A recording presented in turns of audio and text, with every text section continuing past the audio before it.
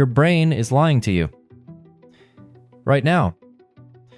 It's lying. You think you're reading this. You're not. Why? Your brain is making up a story about reading this, and you're just along for the ride. Welcome to psychology, the science of why you are not the person you think you are. And trust me, the deeper we go down this rabbit hole, the weirder your own mind is going to look. We are going to dismantle your entire sense of reality today, so make sure to subscribe so you never miss a video like this. Okay, so here's the thing. Humans have been trying to figure out humans for literally thousands of years. Philosophers, priests, witch doctors, that one guy at the party who says he reads people. And then, in the 1800s, this Austrian dude named Sigmund Freud showed up and said, "You know what? I think all of your problems are secretly about your mom." And somehow, this became the foundation of modern psychology. We'll come back to Freud. We always come back to Freud. But before we can talk about the weird stuff, the manipulation, the memory tricks, the reason you've been putting off that one email for 3 weeks, we have to start at the very bottom. The basement. The firmware. So here's a question. Why do you pull your hand back before you even feel pain? Think about that. You touch something hot. Your hand moves. And then, like half a second later, your brain goes, "Oh, that hurt." But your hand is already gone. How? That's a reflex. And a reflex is not controlled by your brain. It's controlled by your spinal cord. Your body literally makes decisions without consulting your brain at all. You have a whole backup nervous system that handles the stuff that is too urgent for your brain to deal with. Your body does not trust your brain with emergencies. And honestly, valid. So already, right out of the gate, psychology hits you with this. You are not in charge. Not fully. Not even close. There is biological machinery running underneath your conscious thoughts, and it has been running for way longer than your you has existed. Reflexes are ancient. They predate consciousness. They predate language. They are the firmware your ancestors needed to not die. But okay, reflexes are just the beginning. Because sitting just slightly above reflexes, we've got instincts. And this is where it starts getting actually interesting. What's the difference between a reflex and an instinct? A reflex is automatic. Tap your knee, leg goes up, done. But an instinct is a whole pattern of behavior that kicks in without being taught. Baby birds know to open their mouths when the nest shakes. Salmon swim upstream. Humans, the moment they are born, know how to suck. Nobody teaches you that. That is factory-installed software. And here's where psychology makes its first big argument, the one that runs through literally every single topic we're going to cover today. Ready? Nature versus nurture. Are you the way you are because of your genes, your biology, your instincts, your hardwired factory settings? Or are you the way you are because of your environment, where you grew up? What happened to you? What people told you about yourself? The answer, spoiler, is both.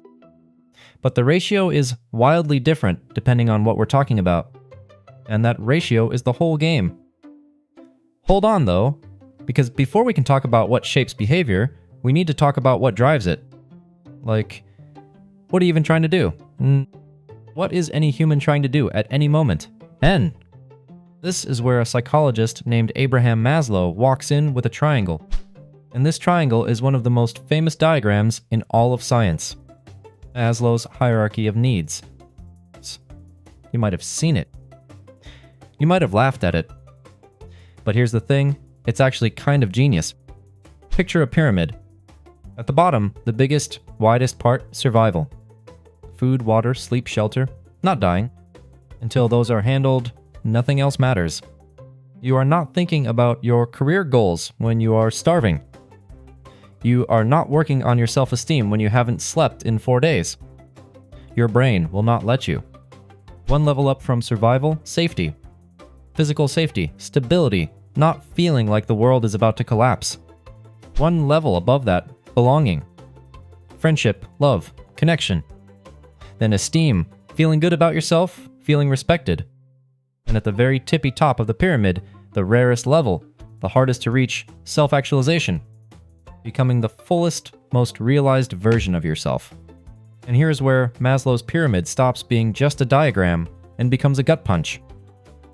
Because most people spend most of their lives somewhere in the middle. Not starving. Not in danger. But also not thriving. Just managing. Grinding. Surviving with Wi-Fi. That's the zone between safety and esteem, and psychology has a lot to say about what keeps people stuck there. But wait, we haven't even talked about what's happening inside the brain during all of this, because there's another layer below instincts and needs. There's biology. There's chemistry. This is where things get weird. Wah! So your brain is basically a chemistry set that developed opinions. You have roughly 86 billion neurons up there, and they communicate by shooting little chemical messengers at each other called neurotransmitters. These things control everything. Your mood, your memory, your motivation, your ability to feel pleasure, your ability to feel anything. Let's talk about the big four. Dopamine. You've heard of it. You probably think it's the pleasure chemical. That's not quite right. Dopamine isn't about pleasure, it's about the anticipation of reward. It fires before you get the thing, not when you get it. The notification sound. The slot machine spinning. The first second of scrolling. That buzz isn't satisfaction. That's dopamine saying something good might be about to happen. And your brain cannot resist that feeling. Your brain will keep pulling the lever long after you've stopped having fun. Because dopamine is not about fun. It's about the chase. This is why every single social media platform is designed the way it is. Infinite scroll. No end. Just endless anticipation. They didn't build that by accident. They built it by hiring psychologists. Okay, but dopamine's just one. You've also got serotonin, the stability chemical. Low serotonin, and the world feels gray and pointless. Most antidepressants work by messing with serotonin levels. Then there's norepinephrine, the oh no something is happening chemical. Stress, focus, fight or flight. And then oxytocin, which is sometimes called the love hormone, which fires when you hug someone, when you feel trust, when you feel safe with another person. Oxytocin is literally what makes you feel bonded to people. And here's a wild thing. Oxytocin doesn't just respond to humans. It responds to dogs too. When you look into your dog's eyes, both you and the dog release oxytocin. Your dog and you are doing the same neurochemical thing. You are biologically programmed to love your dog. That is not sentiment. That is chemistry. Now here's where we hit one of the biggest names in psychology, and also one of the biggest messes. Ivan Pavlov, Russian scientist. Dogs. Bells. Drool. You know this one, right? He rang a bell every time he fed his dogs. Over time, the dogs started drooling at the sound of the bell alone, even with no food present. He called this classical conditioning. And this seems like a cute little dog trick. But hold on. Because classical conditioning is not just a dog trick. It is the mechanism behind fear. Behind anxiety. Behind the reason a certain smell can pull you back to a specific memory so fast it feels like teleportation. Your brain is doing Pavlovian conditioning all the time, on everything, without asking you. You hear a song that was playing during a bad breakup, and your stomach drops. That's Pavlov. You feel anxious every Sunday night before the work week, and eventually Sunday afternoon starts to feel bad too, and then the whole day, and eventually the word Sunday alone feels slightly cursed. That's Pavlov. Your brain learned to associate a neutral thing with a feeling, and now it can't unlearn it. At least not easily. And this is where Freud finally gets to do his thing. Because Freud's big idea, and look, Freud was wrong about a lot, but his big idea was interesting, was that the mind has layers. The conscious mind, where you're aware of what you're thinking. The pre-conscious, stuff you could bring to mind if you tried. And the unconscious, the deep basement. The stuff you can't access directly. Freud thought the unconscious was stuffed full of repressed memories, fears, and desires, especially weird ones, and that these things were secretly driving your behavior even though you had zero awareness of them. He thought if you lay on a couch and talk for long enough, you'd eventually dig up the thing in the basement that was controlling you. Now, most of Freud's specific theories, the Oedipus complex, the idea that literally everything is secretly about sex, the obsession with childhood trauma, those have been mostly discredited by modern research. Modern psychology kind of treats Freud the way physics treats Newton. Brilliant for his time, useful as a starting point, but not the final word. But here's the plot twist. The core idea that you have mental processes happening below your awareness that are influencing your behavior, and that part turned out to be completely right. We just call it the cognitive unconscious now, and the research on it is genuinely wild. Here comes the awe moment. Brace yourself. Wah. Studies show that the vast majority of your decisions, some researchers put it at up to 95%, are made before you're consciously aware of making them. Neuroscientists can look at brain activity and predict the choice you're about to make up to 10 seconds before you've consciously decided anything. 10 seconds. Your brain makes the call. Then it tells you about it. And your conscious mind goes, "Yep, that was my idea." You experience yourself as the decision maker. But you might mostly be the narrator. Let that sit for a second. You are not the author of your thoughts. You are the journalist covering the story. Okay, so if most of your decisions are made unconsciously, and your brain is a chemical machine running ancient survival programs, and you're basically Pavlov's dog with a LinkedIn profile, then what is psychology actually trying to fix? N. The answer is the bugs, the glitches, the places where the firmware works great for a caveman and absolutely terribly for a person in 2026 trying to function in a modern world. Let's talk about cognitive biases. These are systematic errors in thinking, patterns where your brain consistently gets things wrong in predictable, consistent ways. And there are over 180 documented ones. We're not doing all 180. We're doing the hits. Confirmation bias. You believe something. Your brain automatically pays more attention to evidence that supports it, and unconsciously ignores evidence that contradicts it. You think a friend doesn't like you, and suddenly every neutral text they send reads as passive-aggressive, and every time they're busy, you take it personally. Your brain is not looking for truth. Your brain is looking for confirmation. This is why two people can look at the exact same evidence and reach opposite conclusions, and both feel completely certain they're right. The Dunning-Kruger effect. The less you know about something, the more confident you tend to feel about it. Actual experts are usually terrified of how much they don't know. Beginners think they've got it figured out. This is not a personal failing. This is a structural feature of how knowledge works. You can't know what you don't know until you learn enough to know what you're missing. The Sunk Cost Fallacy. You're 40 minutes into a terrible movie. It's not getting better. But you keep watching because you've already invested 40 minutes. That is irrational. Those 40 minutes are gone. They do not come back if you finish the movie. But your brain cannot let go of the investment. This is why people stay in bad jobs, bad relationships, bad haircuts. Not because they're happy, but because they've already put so much in that leaving feels like losing. Now here's where memory comes in, because memory is not what you think it is. You think memory is a recording, a video file in your brain that you play back. It is not. Memory is a reconstruction. Every time you remember something, your brain rebuilds it from fragments, fills in the gaps with whatever makes sense, and saves the new version.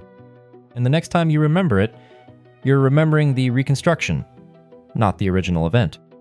Memory changes every time you access it. This is why eyewitness testimony is notoriously unreliable. Why people can be absolutely certain of a memory that never happened. Why your memory of an argument and the other person's memory of the exact same argument can be completely different, and both people are telling the truth as they remember it. There is no objective memory. There is only the story your brain tells. And then there is habit. This one is important. Your brain has a system for automating repeated behaviors. When you do something over and over, your brain literally changes its structure to make that behavior easier, faster, more automatic. This is neuroplasticity, the brain rewiring itself based on what you do. Every habit you have, good or bad, is a physical groove worn into your brain. This is why habits are so hard to break. You're not fighting willpower. You're fighting architecture. The groove is there. The neural pathway is built. And the brain loves efficiency. It will always look for the groove first. But here's the other side of this. New grooves can be built. Old ones can fade. The brain is not fixed after childhood. It keeps rewiring throughout your life. Every new thing you practice, every new reaction you choose deliberately is literally reshaping your brain. Slowly. Imperfectly. But really. Now let's zoom out. Because here's the big picture question that all of psychology is circling around. Why do mental disorders happen? And the answer is, same stuff, different settings. Depression, anxiety, OCD, PTSD, schizophrenia, these are not character flaws. They are not weakness. They are what happens when the brain's systems, the chemistry, the conditioning, the habits, the unconscious patterns get miscalibrated. Sometimes because of genetics. Sometimes because of environment.